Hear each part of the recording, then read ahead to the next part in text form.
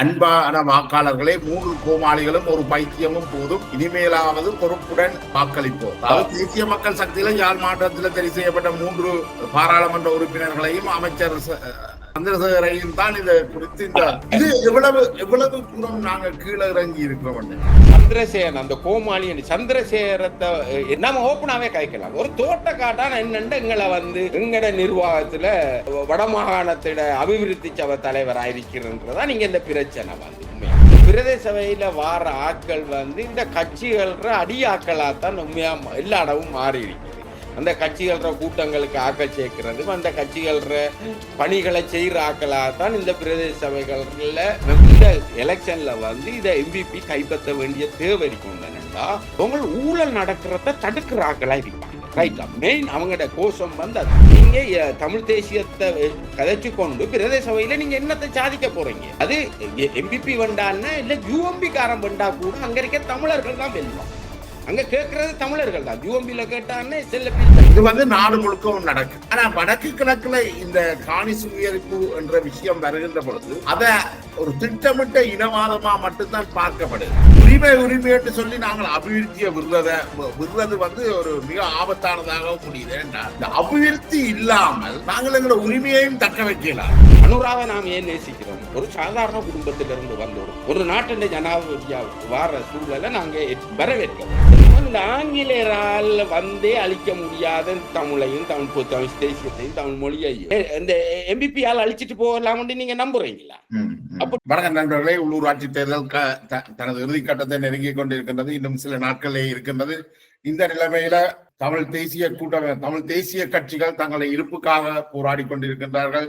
தேசிய மக்கள் சக்தி தனது ஆட்சி உரிமையை நிலைநாட்டுவதற்காக போராடி கொண்டிருக்கின்றது. இது தொடர்பாக நம்மோடு உரையாடுவதற்கு உங்களுக்கு மிகவும் அறிமுகமான சோலையூரான் கலந்து கொள்கின்றார். அரசியல் ஆய்வாளர், செயற்பாட்டாளர். வணக்கம் சோலையூரான். வணக்கம் ஜெயபாலன். தேசநெட்டுக்கும் வணக்கம். என்னென்னால் இப்ப தேர்தல் மிக நெருங்கி வர்றதால இந்த தேசிய கட்சிகளுக்கும் தேசிய மக்கள் சக்திக்கும் இடையிலே, தமிழ் தேசிய கட்சிகளுக்கும் தேசிய மக்கள் சக்திக்கும் இடையில இருக்கிற இந்த சொற்போர் மிக கடுமையாக போய்கொண்டிருக்குது. அண்மையில ஒரு துண்டு பிரசுரம் கூட விட்டிருந்தார்கள்.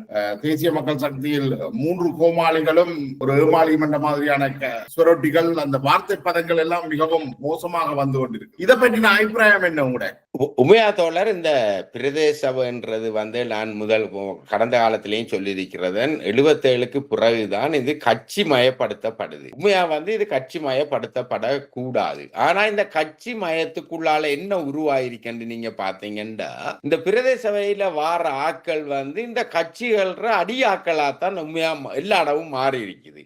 அந்த கட்சிகள கூட்டங்களுக்கு ஆக்கள் சேர்க்கிறது, அந்த கட்சிகள பணிகளை செய்கிற ஆக்களாகத்தான் இந்த பிரதேச சபைகள்ல மெம்பராக இந்த 77க்கு பிறகு வந்த சூழலை நாம அவதானிக்கலாம். ஆனா பிரதேச சபைகள வேலை உண்மையா அது இல்லைன்னு தோழர். அந்த அடிப்படையில நீங்க பாத்தீங்கன்னா கடந்த கால இந்த தேர்தல் இதுலையும் இந்த கடந்த காலத்துல தமிழ் மக்களை ஏமாத்திய தமிழ் கட்சிகளையும் விட்டு அபிவிருத்தியை நோக்கி இல்ல ஒரு சமூகத்தின் மாற்றி சிந்தனை போக்கொண்ட இளந்தலைமுறை கையில் எடுத்தபடியா இந்த தமிழ் கட்சிகளை ஓரங்கள்ளப்பட்ட ஒரு விஷயத்தை நாங்கள் இங்க பாக்குறோம். ஆனா எங்க எலெக்ஷன் நடந்தாலும் வடக்கு கிழக்குல நடந்தாலும் தென்னைங்களா அந்த கிராமத்தில் இருக்கிற மக்கள் தான் அங்க எலெக்ஷன் கேட்க போறாங்க. அங்க சிங்கள மக்கள் ஒன்றும் தென்னிலங்கையில இருந்து எலெக்ஷன் கேட்க போறது இல்லை.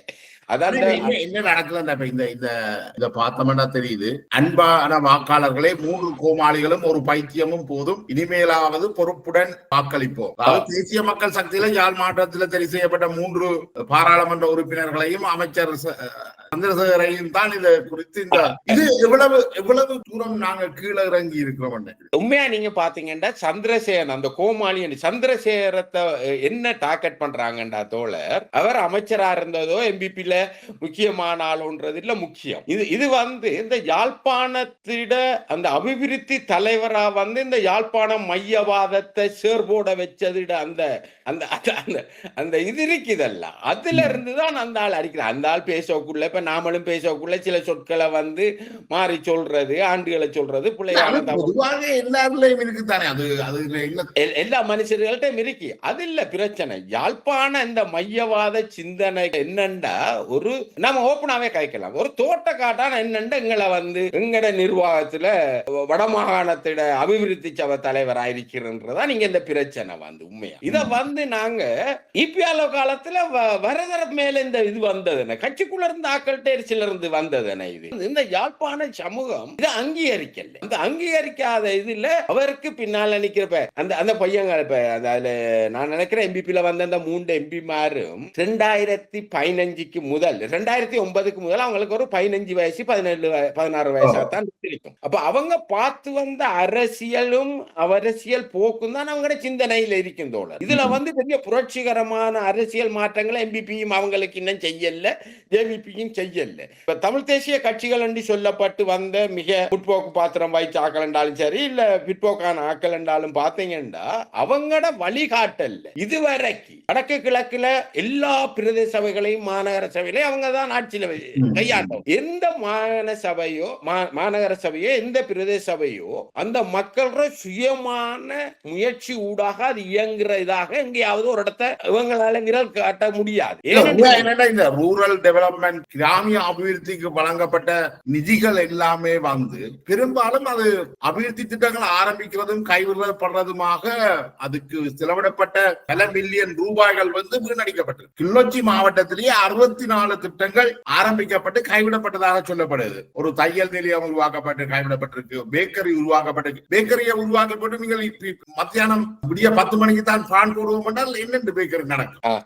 இதுதான் தோழர் இங்க பிரச்சனை. இப்ப இந்த பிரதேச சபையில இருந்த ஆக்கள் மக்கள வரி பணத்திலேயோ இல்ல மத்திய அரசு கொடுக்கிற பணங்கள்லயோ இல்ல வெளிநாட்டு நிதிகள் இருக்கிற பணங்கள்லயோ தங்கட வாகன செலவுகளுக்கும் தங்கட சம்பளத்துக்குமான செலவை செய்ததும் அதுல வார கொன்றைகளையும் தங்கட கட்சியிட ஆதரவாளர்கள் இல்ல அந்த கிராமத்திட கட்சியிட தலைவருக்கு தான் கொன்றைக்கையும் கொடுக்கிறது. அப்ப அது வந்து அது ஊழல்மயப்படுத்தப்பட்டு அதை கேட்கறதுக்கு கேள்விவாள் இல்லை. ஆனா ஒரு 77க்கு முதல் நீங்க பாத்தீங்கன்னா ஒரு பிரதேச சபையிட ரோட் கொன்ட்ராக்ட் அந்த முக்கியமான சில இதுகளை வந்து அங்க இருக்கிற ஆடியஸ்கள் மாதர் சங்கங்கள் அந்த பாடசாலை அபிவிருத்தி சங்கங்கள் தான் இந்த கொன்ட்ராக்ட் எடுத்தே செய்திருக்கு தோழர். இப்ப நான் எங்கட கிராமத்தை வச்சுதான் நான் இதை சொல்றேன். அந்த ஆடியஸ்ல இருக்கிறது அந்த கிராமத்து மக்கள். அப்ப அந்த கிராமத்துக்குள்ள நடக்கிற வேலையை மிக கண்காணிப்பாகவும் அவங்க இதுகளை முதலீடுகளுக்கு போடுற பணம் சரியா வருகுதா அது நடக்குதான்னு பார்வையிடுவாங்க. இவங்க என்ன செய்யறாங்கடா இந்த கட்சிகள் வந்து இது என்ன செய்தாங்க நான் இந்த பிரதேச சபையில் கட்சிகளுக்குள்ள போகக்கூடாதுன்றதுல நான் மிக தெளிவா இருக்கிறேன். இந்த பிரதேச தங்கட கட்சியில ஒரு அந்த மாவட்ட செயலாளரையோ இல்ல அந்த கிராமத்துல தலைவருக்கோ இதை கொடுக்கிறது. அவர் வந்து ஒரு முதலாளிட்ட அதை கொண்ட கொடுத்தா அது ஒரு 10% 15% கொமிஷனுக்கு கொடுத்து இது கட்சியிட எலெக்ஷன் கூட்டங்களுக்கும் கட்சியிட அடுத்த எலெக்ஷன் வேலைகளுக்குமாக இந்த பணம் சூறையாட போற இந்த பிரச்சனைகள்ல தான் இதுகள் இல்லாம போகுது. உண்மையா வந்து இப்ப நான் இப்ப என்ன சொல்றேன்னா இதுல ஆறுலயே நாம குற்றம் சொல்லிட்டு போக தேவையில்லை. உண்மையா யாழ்ப்பாணத்து மக்களுக்கோ இல்ல வடக்கு கிழக்குல இருக்க மக்களுக்கோ அங்க இருக்கிற நிலவரங்கள் எல்லாமே விளங்குது. இந்த தமிழ் கட்சிகள் ஏன் இந்த ஒப்பாரி வைக்குது, இவ்வளவு தோல்விக்கு பிறகு இவங்களால ஒன்று நகர்த்த முடியான்றதுல இருந்துதான் இந்த விஷயங்கள் சந்திர மேல வைக்கிறது வந்து அது ஒரு தோட்டக்காட்டான் வந்து என்னெங்களுக்கு இது பண்றதுன்ற அந்த மனநிலை தான் அது. அதுல உங்களுக்கு எந்த மாற்று கருத்து வேணாம். மக்கள் மிக தெளிவாகத்தான் வாக்களித்திருக்கிறார்கள். மக்கள் வந்து தேசிய மக்கள் சக்திக்கு வாக்களித்திருக்கிறார். ஆனால் இந்த தமிழ் மக்களை பிரதிநிதித்துவப்படுத்துற இந்த தமிழ் தேசிய கட்சிகள் அல்லது இந்த போலி தமிழ் தேசிய மோசடி கட்சிகள் தான் இதை திரும்பிப்படுத்துது. கட்சிகளும் கட்சி தலைவர்களும் தான் இந்த துண்டு பிரசுரத்தையும் ஒட்டிருக்காங்க. அதுவும் ஒரு பினாமியா தான் அது செய்யப்பட்டிருக்கு. அது வெளிப்படையா வந்து அந்த கட்சி துணிஞ்சு ஒரு கட்சி நாங்க தான் செய்யறோம் அது பேர் சொல்லல. அது ஒரு பினாமித்தனத்துல அது எப்படி ஒவ்வொரு கட்சிக்கு எதிராக அவர் இவரை கொலை செய்தார், அவர் இதை செய்தார், இதை செய்தார் என்று துண்டு பிரசுரங்கள் விடுற மாதிரி ஒரு பினாமியாவத்தான் இதுக்கு நடந்திருக்கு. ஆனா இந்த எதிர்காலத்துல எந்த பிரதேச சபைகளையோ மாநகர சபைகளையோ யாரு கைப்பற்றினாலும் பரவாயில்ல, யாரு எடுத்தாலும் சரியா, எதிர்காலத்துல இதுகள்ல நடக்கிற வேலைகள் அந்த மக்கள் நலஞ்சது மத்திய அரசிட்ட இருந்து பணம் பெறும் அந்த பணத்தை வச்சு கொண்டு நாங்கள் அபிவிருத்தி செய்யலாம் என்று அந்த சிந்தனைக்கு அங்கால இந்த மக்கள் தெளிவா ஆக்களை தெரிவு செய்யணும். யார் இந்த வேலையை செய்வாங்க. அண்மையில மட்டக்களப்பு மாவட்டத்தினுடைய பிரதம வேட்பாளர் பிரேமகுமாரையும் நேர்காணல் செய்திருந்தார். பேராசிரியர் கபிலனையும் நேர்காணல் செய்தது. அவர்களுடைய கருத்தின்படி கிட்டத்தட்ட ஒரு குழந்தை பிறந்ததில இருந்து அவருடைய இறுதிச் சடங்கு மரணம் வரைக்குமான பெரும்பாலான அபிவிருத்தி நடவடிக்கைகள் வந்து உள்ளூராட்சி சபையில தான் இருக்கு என்று சொல்றார்கள். ஆனா இதுவரைக்கும் அந்த உள்ளூராட்சி சபையால இவ்வளவு செய்ய முடியும் என்றது காண்பிக்கப்படவில்லை. மக்களுக்கு இது ஒரு சந்தேகத்தை ஏற்படுத்துறதா தான் இருக்குது. உண்மையிலேயே அவ்வளவுக்கு இருக்கா? அப்படி செய்த ஏதாவது உதாரணங்கள் இருக்கா? இதுவரைக்கும் தோழர் உண்மையா அங்க இந்த மாநகர சபையிலையும் நகர சபையிலையும் தமிழ் தேசிய கட்சிகள் தான் வடக்கு கிழக்குல வச்சிருந்தது. அதே மாதிரி தென்னிலங்கையிலையும் இந்த கட்சிகள நலனுக்காகத்தான் இதுகள் இயங்கப்பட்டிருக்கு. ஆனா எதிர்காலத்தில் இப்ப நான் மட்டக்களப்பு மட்டக்களப்பு நகர சபையை நீங்க எடுங்களேன். மட்டக்களப்பு நகர சபையில ஒரு 15-20 வருஷத்துக்குள்ள ஒரு தனி கிராமம் ஒன்று புதுசாவே உருவாயிருக்குது. அந்த டவுன் மத்திய வச்சுக்கொண்டு டவுன் பஸ் ஸ்டாண்டுக்கும் இந்த ரிங்கோ ரோட்டுக்கும் இடையில பூம்புகார் என்ற ஒரு பழைய உப்பு கரைச்ச ஒரு கிராமமா உருவாக்கப்பட்டிருக்கு. அந்த கிராமத்துல சின்னொரு மழை வெஞ்சாலே வெள்ளம் முடிச்சிடும். அப்ப அந்த மாநகர சபை எந்த விதமான சிஸ்டமும் இல்லாம தான் அங்க வீடுகள் கட்ட அனுமதிச்சிருக்கு. அது பாரிய வீடுகள். அதுக்கிடையில இந்த அமைச்சர்கள் இவங்க எல்லாம் போய் தங்கட இதுகளை காட்டுறதுக்கு கொங்கிரீட் ரோட் கொன்றைக்கு இவங்களுக்கு கொடுத்து கொங்கிரீட் ரோட்டையும் போட்டா தண்ணி அங்காலையும் போகாது இங்காலையும் போகாது. ரைட். அப்ப அது முழுதும் அது சீரழிஞ்சு போற ஒரு போக்கா அது அந்த இதுல நீங்க பாத்தீங்கன்னா இப்ப அந்த மாநகரத்துக்கு அவர் அன்றைக்கு பேசக்குள்ள நான் உங்களோட அந்த பேட்டி பார்த்தேன். பிரேமகுமார் பேசினது அவர் சொல்ற மட்டக்களப்பு மாவட்டம் ஒரு தென்னையால சூழ்த்தப்பட்ட ஒரு அழகான கிராமம். நான் இப்ப மட்டக்களப்பில் அங்க இருக்கக்குள்ள பார்த்தேன் மாநகர சபையோட லொரி ஒவ்வொரு நாளும் அந்த பூம்பார் என்ற கிராமத்திலே லொரி கணக்குல தென்னை மட்டையில ஏத்தி கொண்டு சும்மா பத்த வைக்குதானே. அது பத்த வைக்குது. ஆனா உண்மையா இன்றைக்கு உலகம் பிளாஸ்டிக்கு எதிராக கதைக்குது. பிளாஸ்டிக் இன்றைக்கு அந்த மட்டக்களப்பு மாவட்டம் புள்ளா இல்ல இலங்கை புள்ளா இன்றைக்கு வாருக கூட்டுற அந்த வாசல் கூட்டுற வாருக கூட எல்லாம் பிளாஸ்டிக்லாம் இருக்குது. ஆனா இந்த மாநகர சபைகள் இப்ப நீ வாராக்கள் இந்த மட்டையில சேகரிச்சு அந்த மட்டையில் வார ஈக்கிலால அந்த கூட்டுற தும்புத்தடி செய்யலாம். அங்க இருக்கிற தென்னை மரத்தால வீடு கூட்டுற தும்புத்தடி செய்யலாம். எல்லாமே பிளாஸ்டிக்காவே மாறப்பட்டுட்டாங்க. அப்ப இதெல்லாம் அங்க மக்களுக்கான தொழிலையும் உருவாக்கும். அந்த மக்களுக்கான இந்த இயற்கையாவே அது ஒரு சுகாதாரமான நிலைமையும் அது உருவாக்கும். பிளாஸ்டிக் இல்லாத ஒரு இதுவும் உருவாக்கும். ரெண்டாவது இப்ப படுவாங்கரை நீங்க எடுத்தீங்கன்னா அது ஒரு விவசாயம் சார்ந்த கிராமம். அந்த விவசாயம் சார்ந்த கிராமத்துல நீங்க பாத்தீங்கன்னா வித நெல்லுக்கு அவங்க காசு கொடுத்து வேற எங்க இருந்தா வாங்குறாங்க. அந்த பிரதேச சபையை வார ஒருத்தர் அந்த பிரதேச சபைக்கு உட்பட்ட நெற்களை தாங்களாகவே தங்களுக்கு வார வருமான பணத்துல இருந்து அதை கொள்வனவு செய்து அந்த பணங்களை வித நெல்லுகளுக்கான இதா உருவாக்குறது. வித நெல்லுகளுக்கான இதை அதை காய வச்சு அதை பதப்படுத்தி அதை வச்சு அந்த மக்களுக்கே கொடுத்து அந்த மக்கள்கிட்ட இருந்து வாரது. மற்றது நீங்க பார்த்தீங்கன்னா படுவாங்க ஃபுல்லா மாடுதான் தோழர். எல்லா இடமும் மாடு. ஆனா இந்த பாலை வாங்கி அந்த புலனர்வு கிடைக்கி புலனர்வு அங்கர் கம்பெனிக்கு அங்கர் கம்பெனி பால் மாவை செய்து அது மட்டக்களப்புக்கு அது விற்கப்படுது.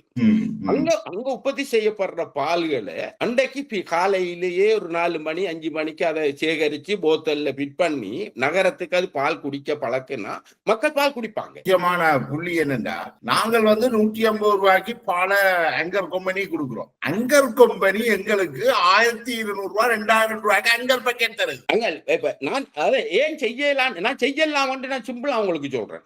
அங்கர் கம்பெனிக்கு போற லாபத்தை நம்முடைய ஆட்களே எடுத்துக்கொள்ள விஷயம் தானே. ஒரு படுவாங்கரையில இருக்கிற 3 பிரதேச சபைகளும் அங்க உற்பத்தி செய்யற பால்களை அவங்களே கலெக்ட் பண்ணி அவங்களே பக்கெட் பண்ணி போத்தல் பண்ணி காலையில 6 மணிக்கு மட்டக்களப்பு டவுனுக்குள்ள இந்த கடையில 6 மணிக்கு பால் இருக்குமென்று தெரிஞ்சா எல்லாரும் போய் வாங்க தயாரா இருக்காங்க. அப்படியான நிலைமைகளை இந்த பிரதேச சபைகள் உருவாக்க வேண்டும். நெல் செய்யறது அப்புறம் அங்க இருக்கிற மாடுகள் மூத்திரம் சாணத்தை பயன்படுத்தி இயக்க பயலை உருவாக்குறது. காலநிலைகளுக்கு ஏற்ற மாதிரியான மாற்றங்களையும் இந்த பிரதேச சபையில கைப்பற்றாக்கள் இனி வாராக்கள் அதை கொண்டு வர வேண்டும். தமிழரசு கட்சி என்று சொல்ற ஆக்கள் அந்த மக்களோட வாழ்றாக்கள் தமிழ் மக்கள் என்றாங்க. இதெல்லாம் எந்த விதமான முயற்சிகளும் எடுக்கல. ஆனா இன்றைக்கு எம்பிபிக்குள்ள கேட்கிற ஆக்கள் சில ஆக்கள் இதுகளை பத்தி பேசுறாங்க. இந்த தமிழன் போட்டை போடு தமிழன் வாக்களி காட்டி உனக்கு உரிமறியாது தமிழன் இல்ல அந்த கதை அவங்க கதைக்கல. நான் சில பேரை நேர்கண்ட அளவுல தேசிய மக்கள் சக்தி உள்ள உறுப்பினர்கள் தான் பெரும்பாலும் தாங்கள் ஆட்சியை கைப்பற்றினால் என்னென்ன செய்வோம் என்று சொல்கிறார்கள். மாநகர சபையை பற்றி ஒரு பெரிய கனவை வச்சிருக்கிறார். அதே மாதிரி பிரேமகுமார் ஒரு கனவு வச்சிருக்கிறார். அவர்கள் அதை சாதிக்கணும் என்ற ஒரு துடிப்போட நிக்கணும். ஆனா இன்னொன்று 2 விஷயம். நாங்கள் இன்றைக்கு ஒரு கட்சி ரீதியாக பிரதேச சபைகள் நகர சபைகள் போக கூடாது என்று விரும்பினாலும் இன்றைக்கு வந்து இந்த எலெக்ஷன்ல வந்து இதை எம்பிபி கைப்பற்ற வேண்டிய தேவை இருக்கும்டா. அவங்க ஊழல் நடக்கிறத தடுக்கிறாங்களா இருப்பாங்க. ரைட்டா? மெயின் அவங்களோட கோஷம் வந்து அதுதான். யாழ்ப்பாணத்திட மாவட்ட சபை தலைவர் பொறுப்ப யாழ்ப்பாணத்துல வந்து 3 எம்பிமாருக்கும் கொடுக்காததுக்கான காரணமே வந்து இதுக்கும் ஒரு காரணமா இருக்கலாம். ஊழல் ஊழல் ஊழல் நிப்பாட்டுறதுக்கு. அதே மாதிரி தான் மட்டக்களப்பு மாவட்டத்தில் இன்னைக்கு கேமச்சந்திர தான் 2 மாவட்டத்துக்கு இதா இருக்கிறது. அதுக்கான காரணம் என்ன? அந்த ஊழல் இல்லாத ஆட்களை உருவாக்குறது அவங்க மிக தெளிவா. அப்ப அது முக்கியம் இன்றைக்கு. அதுக்காகவே அவங்களுக்கு வாக்களிக்கணும். மற்ற அவங்கள்ட்ட கேட்கிற ஆட்கள் எல்லாருமே குறைஞ்சபட்சம் வருமானங்களை எப்படி கூட்டுறது, மக்களோட வாழ்வாதாரத்தை எப்படி இது அங்க அந்தந்த கிராமங்களுக்குள்ள இருக்கிற விஷயங்களை வச்சுக்கொண்டு அந்த யாழ்ப்பாணத்தை எடுத்தீங்கன்னா யாழ்ப்பாணம் வந்து ஒரு பனை மரத்தோட சார்ந்ததுன்னு. இந்த உலகத்திலே தோழர் பனை மரம் தான் ஒரு விசேஷமான மரம்.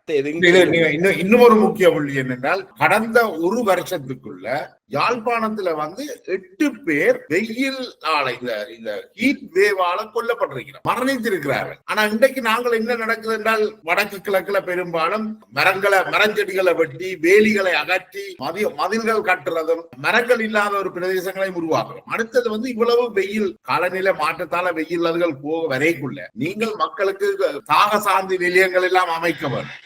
அதெல்லாம் கொடுக்கணும். அதெல்லாம் உள்ளூராட்சி மன்றத்துக்கு ஒரு பொறுப்பு இருக்கு. உள்ளூராட்சி மன்றங்கள் இந்த வேலைகளை திட்டமிட்டே செய்யணும். ஒரு பாடசாலை லெவல்ல ஒரு 5ஆம் வகுப்பு பிள்ளைகள் வரைக்கும் போய் இந்த பிரதேச சபையில் இருக்கிற ஆட்கள் வந்து இதுக்கான அறிவுறுத்தல், இதுக்கான செமினார்கள் செய்யற இந்த அங்க இருக்கிற இளைஞர்களை பயன்படுத்தி மரங்கள் நாட்டுற விஷயம், தெருவோரங்கள்ல மரங்கள் நாட்டு, இதெல்லாம் பிரதேச சபையோட வேலை தோழர். பிரதேச சபைய நீங்க தமிழ் தேசியத்தை கதைச்சு கொண்டு பிரதேச சபையில நீங்க என்னத்தை சாதிக்க போறீங்க? அது எம்பிபி வேண்டான்னு யூஎம்பி காரம் வந்தா கூட அங்க இருக்க தமிழர்கள் தான் வெல்லுவாங்க. அங்க கேட்கறது தமிழர்கள் தான். யூஎம்பில கேட்டான்னு, செல்லப்பில கேட்டான்னு, எம்பிபில கேட்டான்னு அவங்க எல்லாரும் தமிழர்கள். இப்ப இன்னொரு இதோடு கொண்டு வந்திருக்கு. அண்மையில காணிகளை சுவீகரிக்கிறது சம்பந்தமான ஒரு கெசட் வந்து வெளிவந்திருக்குது. அதாவது கைவிடப்பட்ட காணிகளை அரசாங்கம் சுதந்திரம் அடைகிறதுக்கு முதல் பயன்படுத்தப்பட்ட சட்ட மூலத்தை கொண்டு சுவீகரிக்கிறதுக்கான முயற்சிகள் நடைபெறுது. இப்ப இது வந்து நாடு முழுக்கவும் நடக்குது. ஆனா வடக்கு கிழக்குல இந்த காணி சுவீகரிப்பு என்ற விஷயம் வருகின்ற பொழுது அத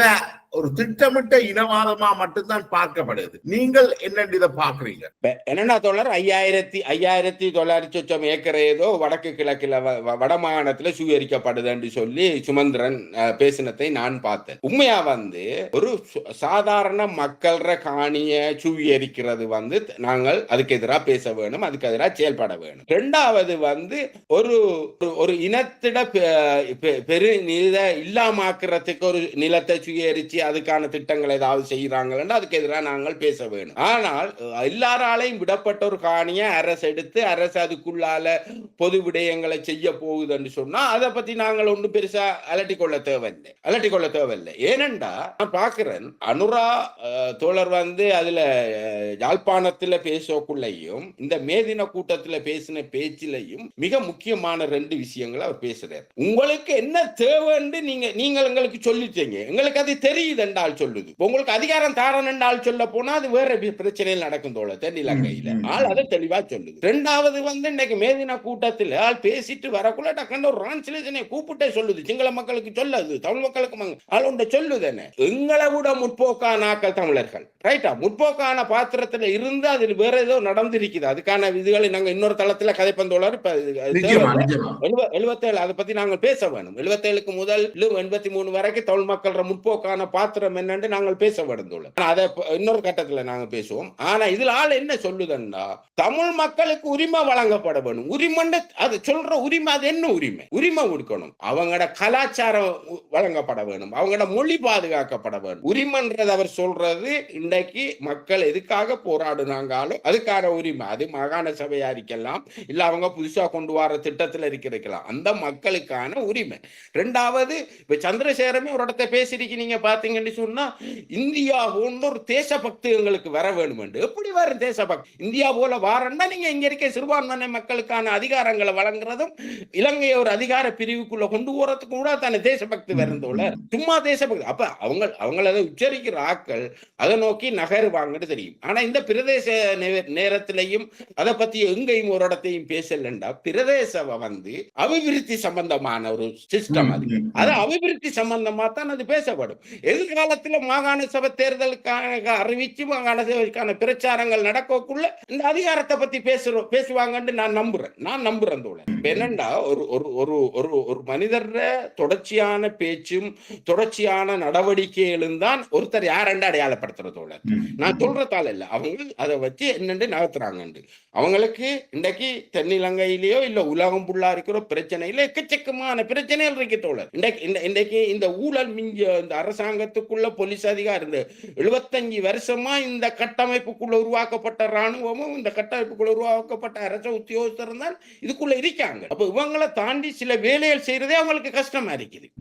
அப்ப அத அவங்க தொடர்ச்சியா ஒவ்வொரு கட்டமா துண்டு துண்டா செய்யறாங்க. இந்த நேரத்துல போய் பிரதேச சபையில தமிழ் மக்களுக்கு சிவரணன்றதோ இல்ல வடக்கு கிழக்கு அதிகாரம் அரசியல் உரிமைகளுக்கும் இந்த உள்ளூராட்சி சபை தேர்தலுக்கும் பெரிய தொடர்பும் இல்ல தானே. உள்ளூராட்சி உள்ளூராட்சி பிரிவில் இருக்கிற எந்த விதமான சம்பந்தம் இல்ல தோழர். எனக்கு ஒரு நம்பிக்கை எங்க இருந்து வருதுன்னு சொன்னா, இந்த மாகாணம் வடக்கு கிழக்கு மாகாணம் என்றாலும் சரி மற்ற மாகாணங்களும் என்றாலும் சரி, அந்த அந்த அந்த மாகாணங்களுக்குள்ள அதிகாரத்துக்குள்ள இருக்கிற வேலைகள்ல அமைச்சர்கள் கைய போடுறத மாதிரி தெரியல. இப்ப கடந்த காலத்துல நீங்க பாத்தீங்கன்னா யாழ்ப்பாணம் மாவட்டத்துல டக்ளஸ் தேவானந்தா கை போடாத எந்த நிர்வாகமும் இல்ல தோழர். கல்வி எடுத்தான்னு, சாரை வடிப்படுத்த பரம்பொருள் எடுத்தான்னு, மீன்புடி எடுத்த எல்லாத்துலயும் அவரோட கை இருக்கு. ஆனா இப்ப ஆளுநர் வட மாகாணத்துல ஆளுநர் இதுலதான் நாங்க மற்ற எல்லா நிர்வாக கட்ட வேலைகளும் நடக்குது தோழர். அது காணிய கொடுக்கறனாலும் சரி, இதை கொடுக்கறனாலும் சரி, அமைச்சர்களோ இது அது நடக்கல.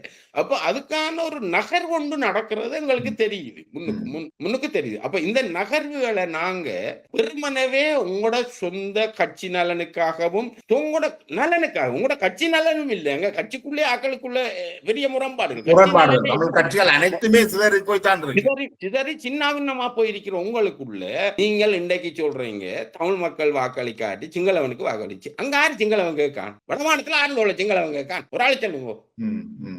2-3 முஸ்லிம் தோழர்கள் கேட்காங்க. அப்ப அங்க கேட்கிறார்கள் தமிழ் மக்கள். அந்த தமிழ் மக்கள் யாரோட கேட்கிறாங்களோ அந்த தமிழ் மக்கள் அந்த பிரதேச சபைக்கும் அந்த நகர சபைக்குமான அபிவிருத்தியையும் அந்த மக்களோட வாழ்வுக்கான அந்த சூழல்களையும் உருவாக்குற ஆக்களை தேடி கண்டுபிடிச்சு வாக்களிக்கிறதா இந்த மக்களோட கடமை. நாங்க யாழ்ப்பாணம் மையவாதம் பற்றி நிறைய கதைக்கிறோம். ஆனா மட்டக்களப்பில இருந்து யாழ்ப்பாணம் வந்து பேசுகின்ற ராசமாணிக்கம் சாணக்கியன் கூட சந்திரசேகரனை ஒரு பொடி ஷேமிங் பண்றதாகவும் அவரை நையாண்டி பண்றதாகவுமான உரையாடல் தான் செய்திருக்கிறேன். இப்ப உண்மையாண்டா இந்த சாணக்கியன் யாருண்டு நீங்க பாத்தீங்கன்னா ஒரு பரம்பரை தமிழரசி கட்சி என்று சொல்லி அவங்களோட பாட்டம் பூட்டண்டா அந்த அதிகாரத்தை கைப்பற்றுற ஆக்கள். அவங்க அந்த குடும்ப பரம்பரையிலே அதிகாரத்துக்கு வர ஆக்கள். மாணிக்கத்தாரண்டு பற்றுப்பு தொகுதியில பழைய எம்பி அவரோட பேரும் தான் இவர் எம்பியா வரணும், எம்பியா அந்த அதிகாரத்துக்கு வரணும் என்று செல்லப்பியோட போய் நின்றவர். என்ன கிஸ்புல்லா அவரோட எலெக்ஷன் கேட்டவர். சரியா, அவர் தான் பற்றுப்பு தொகுதியில கோட்டபா ராஜபக்சோட அமைப்பாளராக இருந்தவர். ரைட்டா? அப்ப அதிகாரம் இவங்க அதிகாரத்துக்கான ஆக்கள், சாதாரண மக்கள் ஆக்கள் இல்லை. இப்ப இன்றைக்கு அனுராவை நாம் ஏன் நேசிக்கிறோம்? ஒரு சாதாரண குடும்பத்திலிருந்து வந்த ஒரு நாட்டின் ஜனாதிபதியா வார சூழலை நாங்க வரவேற்க வேண்டும். தமிழ் சமூகத்துக்குள்ளேயும் தமிழ் சமூகத்தின் மீது இந்த குற்றச்சாட்டை சுமத்த இல்லாது இப்ப இளங்குமரன் ஆகட்டும், ஜீவன் ஆகட்டும், மற்ற பாராளுமன்ற உறுப்பினர்கள் ஆகட்டும், அவர்களும் ஒரு சாதாரண குடும்பங்கள்ல இருந்து வந்த சாதாரணர்களாகத்தான் இருக்கிறோம். அதனாலதான் அவை மீதான இந்த விமர்சனங்கள் கூடுதலாக இருக்குன்னு நினைக்கிறீங்களா? அதுதான் அவங்க மேல வைக்கப்படுற விமர்சனங்களுக்கான காரணம். மற்றது அவங்க உண்மையா சமூக ரீதியா மார்க்சிய சிந்தனை இந்த கட்டமைப்புக்குள்ள வளர்க்கப்பட்ட ஆக்கள் இல்லை. இன்றைக்கு எம்பிபிக்கும் யாழ்ப்பாணத்துல உங்களுக்கு தெரியும் தானே இருந்த கட்டமைப்பு. போன முறை பிரதேச சபையில 3-2 பிரதேச சபையில தான் கேட்கிற சூழலே ஆக்கள் இல்லாம இருந்தது. இன்னைக்கு அதுக்கான ஆக்கள் இன்றைக்கு புலிகள்ல இருந்து இதுல இருந்து எல்லா மாற்று கட்சிகள்ல இருந்து தென்னிலங்கையிலையும் அதுதான். தென்னிலங்கையிலையும் இப்ப நீங்க பாரிய அளவுல அவங்களுக்கு வாக்களிச்சாக்கள் ஆறு இந்த கோட்டபா ராஜாக்கு வாக்களிச்சாக்கள் தானே அவருக்கு வாக்களிச்சிருக்க வேணும். அப்ப வேற ஆக்கள் இல்லை. அப்ப இதுக்குள்ள ஒரு இறுக்கமான ஒரு கட்சி கட்டமைப்பை உருவாக்க வேணும். அவங்க ஒரு கட்சி நடந்தோட ஒரு மாற்றத்தை உருவாக்கப்பட்டு, இப்ப நீங்களும் நானும் தனிநபரா என்னத்தை பேசினாலும் ஒரு கருத்தியலை நாங்க உருவாக்கலாமே தவிர ஒரு கட்சி தான் ஒரு சமூகத்தின் இறுக்கமான சட்ட திட்டங்களை கட்டுமானங்களை உருவாக்க முடியும். அப்ப அந்த கட்டுமானம் இன்றைக்கு யார்கிட்ட இருக்குன்னு சொன்னா இலங்கையில எம்பிபியை விட வேற ஒத்தட்டையும் இல்ல தோழர். அது தென்னிலங்கையில உள்ள சிங்கள கட்சிகளாக இருக்கட்டும், வடக்கு கிழக்குல இருக்கிற தமிழ் கட்சிகளாக இருக்கட்டும், கட்சி என்றது வரவிலக்கணமே தெரியாத நபர்கள் தான் இந்த கட்சியில இருக்கிறார்கள், கட்சியை நடத்துறாரு. இந்த கட்சிகளுக்கு ஒரு கொள்கை இருக்கிற மாதிரியும் தெரியலையே. இன்றைக்கு இவரோட நிக்கிறார், நாளைக்கு அவரோட நிக்கிறார், இவரோட கூட்டு நாளைக்கு அவரோட கூட்டு, யாரோட போய் கூட்டுக்கு போவாங்கன்னே தெரியாத ஒரு சூழல் அன்னைக்கு. எலெக்ஷன்ல கூட்டுக்கு போறதுன்றது வேற பிரச்சனை தோழர், அதுல வெல்றதுக்கான கூட்டு. ஆனா உங்களுக்கு ஒரு சமூகம் சார்ந்த ஒரு பொது முடிவுக்கு கூட இவங்க என்ன கூட்டுக்கு போக தயாரில்லை. தமிழ் மக்களுக்கு என்ன தேவை உண்மையா இன்றைக்கு எல்லாத்தையும் இழந்து நிக்கிற இந்த தமிழ் சமூகத்துக்கு குறைஞ்சபட்சம் இந்த ஆக்கள் மாகாண சபைக்கான உரிமையை வழங்குன்ற ஒரு கோஷத்தையாவது முன்வைக்க இவங்க தயாரா இல்லதானே. இன்றைக்கு அதுதான் மிச்சம் தோழர், அது ஒன்றுதான் மிச்சம், இதுக்கு மேல தாண்டாது எங்களுக்கு தெரியும். அப்ப இன்றைக்கு இருக்கிற இந்த எம்பிபி அரசாங்கத்தையும் அந்த எம்பிபி அரசாங்க திட்டறிக்கை பலத்தையும் பயன்படுத்தி அதோட இந்த மாகாண சபைகளுக்கான அதிகாரத்தை நாங்கள் கொண்டு வரதுக்கான வேலையை உருவாக்குவோமே. ஆனால் அதே இன்னொரு அடுத்த கட்டத்தை நோக்கி அது நகரும். அதுக்கு பிறகு இந்த சமூகம் ஐக்கியப்பட்டு ஒன்றுபட்ட இலங்கை இதுகள் இந்த நிர்வாக இந்த அலைகள் தேவையில்லை அந்த சமூகமா முடிவெடுக்கும் ஒரு கட்டத்துல. இப்ப நாங்கள் இப்படி கேட்பேன் தோழர், இன்றைக்கு எம்பிபி இந்த தமிழ் மக்களுக்கு எந்த உரிமையும் வழங்கல, பிரதேச சபைகளுக்கு அதிகாரம் கொடுத்துட்டு போயிட்டுண்டா தமிழ் சமூகம் என்ன சும்மா இருந்துச்சு. இந்த ஆங்கிலேயரால் அழிக்க முடியாத இந்த தமிழையும் தமிழ் தேசியத்தையும் தமிழ் மொழியையும் இந்த எம்பிபியால் அழிச்சிட்டு போகலாம் நீங்க நம்புறீங்களா? அப்படி இல்லை. ஆனா எம்பிபி போன்ற ஒரு கட்சி அதுக்கு ஒரு கடமை இருக்கு, அதுக்கு ஒரு சந்தர்ப்பம் கிடைச்சிருக்கு. நீ ஒரு இடதுசாரி சிந்தனை முற்போக்கு பாத்திரம் வைத்திருக்கா, இவ்வளவு மக்களும் உனக்கு எல்லா மக்களும் வாக்களிச்சிருக்காங்க. இன்றைக்கு இலங்கையிலே சிங்கள மக்கள், முஸ்லிம் மக்கள், தமிழ் மக்கள் என்று முழுவதும் சேர்ந்து உனக்கு வாக்களிச்சிருக்காங்க. இந்த மக்களை ஒரு ஐக்கியப்படுத்தின ஒரு சூழலை உருவாக்குற தேவை எம்பிபிக்கும் அனுராக்கும் இன்றைக்கு இருக்கின்ற விஷயத்தை நாங்கள் யோசிக்கணும். உரிமை என்று சொல்லி நாங்கள் அபிவிருத்தியை விடுறது ஒரு மிக ஆபத்தானதாக முடியுது. இந்த அபிவிருத்தி இல்லாமல் நாங்கள் எங்களோட உரிமையையும் தக்க வைக்கலாம். தமிழ் மக்கள் நாங்கள் ஐரோப்பாவிலையும் உலகம் முழுக்கவும் பறந்திருக்கிறோம். எங்களுக்கு இங்க உரிமையில நாங்கள் தக்க வச்சுக்கிறோம். எப்படி என்றால் நாங்கள் பொருளாதார ரீதியாகவும் கல்வி ரீதியாகவும் அபிவிருத்தி அடைஞ்சிருக்கிறோம் இங்க. ஆனா அதே நிலைமை தானே இலங்கையிலையும் வர வேணும். அப்ப நாங்கள் இலங்கையில தமிழ் மக்களுக்கான அபிவிருத்தியை மறுக்கிற என்றது கிட்டத்தட்ட அதுங்கிற உரிமையை மறுக்கிறதுக்கும் தான் கொண்டே நிப்பாட்டும். உண்மையா உரிமையை மறுக்கிற ஆக்கள் தான் தோழர் இந்த அபிவிருத்தியை மறுக்கிற ஆக்கள். இவங்களுக்கு உண்மையா தமிழ் மக்களுக்கான உரிமை தேவண்டு சொல்ற ஆக்கள் இதை மறக்க மாட்டாங்க. அது எந்த கட்சியா இருக்கலாம். இப்ப நீங்க கஜேந்திரம் பொன்னம்பலத்தை எடுங்க, அவருக்கு என்ன பிரச்சனை? அவர் எல்லா வளத்திலையும் அபிவிருத்தி அடைஞ்சான். அவர் ஆர்ட்ட சொல்றாரு சாதாரண மக்கள்கிட்ட தான் உனக்கு உரிமை வேணும், அபிவிருத்தி தேவையில்லை. அவர் அவருடைய சொத்தெல்லாம் வித்து போட்டு வடக்கு கிழக்குல இருப்பாரோ? கொழும்புல இருக்கிற முழு சொத்தையும் உலகத்துல மட்டும் வடக்கு கிழக்குல இருப்பார், வடக்கு கிழக்கு வருவார். நாங்கள் அப்படி ஒரு விமர்சனத்துக்கு உண்மையா போக தேவையில்லை. ஆனா நாங்கள் சொல்றோம் என்னண்டா, மக்கள் ஒரு மனிதனுக்கு உண்மையா பசி முக்கியம், பசிதான் முக்கியம். இப்ப ஒருத்தன் பிச்சை எடுக்கிற ஒரு ஆளே சாப்பிடறதுக்காக தான் பிச்சை எடுக்காரு, அவன் ரோட்லயும் படுப்பான். அவனுக்கு நல்ல நல்ல உறவிடம் தேவைப்படுது, அவனுக்கு உடனடி தேவை பசி. அதுக்கு பிறகு உறவிடம் தான் அவனோட வாழ்க்கை. அவன் அப்ப இந்த சமூகம் இன்றைக்கு அந்த அளவுக்கு தள்ளப்பட்டுட்டு இந்த சமூகம் தனக்கு இது கிடைச்சா அது தண்ட அதிகாரத்துக்காகவும் தண்ட மொழிக்காகவும் தண்ட இதுக்காகவும் அது தொடர்ச்சியா போராடும் தோழர். இந்த இவங்க சொல்ற அளவுக்கு இந்த சமூகம் சீரழிஞ்சு சின்ன விண்ணாமா யாரோடையும் போகும் என்று இல்லை. ஆனா எம்பிபிட்டுக்கான ஒரு கலந்துரையாடக்கூடிய ஒரு ஆக்கள் அவங்க ஒரு சமூகத்தை நேசிக்கிற ஆக்கள் சாதாரண குடும்பத்திலிருந்து வந்த ஆக்களுக்கு சாதாரண குடும்பத்துல வாழ்வு தெரியும். தென்னிலங்கையில இதுவரைக்கும் வந்த அரசுகள் செய்த கொடுமைகள் தெரியும், அவங்களுக்கே அந்த கொடுமை நடந்திருக்கு. அப்ப அவங்களோட சாதாரண ஆக்களா நாங்க உரையாட முடியும். அந்த உரையாடலுக்கு ஊடாக எதிர்காலத்துல எங்களுக்கு என்ன தேவைன்றத நாங்க அவங்களோட பேசி அதை எடுக்கலாம்ன்ற நம்பிக்கை மிக முக்கியம். இன்றைக்கு இதை நீங்க சீரழிச்சு போய் இன்னொன்று புதுசா வரப்போறது யார்? அதுதானே நம்ம கேள்வி. அப்ப அது வராம நிப்பாட்டுறதா எங்கட இந்திய முதல் வேலை. இன்றைக்கு முதல் வேலை அதுதான் தோழர். வெள்ளம் பெறுதா முதல் வெள்ளத்தை நிப்பாட்டு, வீட்டை உயர்த்தி கட்டுறது இல்ல, வீட்டை உயர்த்தி கட்ட நிப்பாட்டுறது. அனுபவம் தான் மிக மிக பெரிய அறிவு என்று சொல்லுவாங்க. தமிழ் மக்களுக்கு கடந்த 75 ஆண்டுகளான அனுபவம் ஒன்று இருக்கு. இந்த அனுபவத்துல இருந்து அவர்கள் இந்த தேர்தலை எப்படி எதிர்கொள்வார்கள் என்றதை நாங்கள் 6ஆம் தேதி பார்க்கலாம். நான் நினைக்கிறேன் இந்த நீண்ட உரையாடலை இந்த புள்ளியோட முடிவுக்கு கொண்டு வரலாம் நினைக்கிறேன். உங்களுடைய நேரத்தை ஒதுக்கி நம்மோடு உங்களுடைய கருத்துக்களை பகிர்ந்து கொண்டமைக்கு மிக்க நன்றி சூழகிறான். தேர்தலுக்கு பிற்பாடு இந்த தேர்தல் எவ்வாறு நடைபெற்றது, இங்கு நடக்கக்கூடிய மாற்றங்கள், பிரதேச சபையுடைய அபிவிருத்தி நடவடிக்கைகள் பற்றி தொடர்ந்து உரையாடுவோம். தமிழ் மக்கள் முற்போக்கு பாத்திரம் பத்தியும் நாம பேச வேண்டியிருக்கு தோழர். பேசுவோம் தோழர், நாம பேசுவோம். நன்றி தோழர், நன்றி.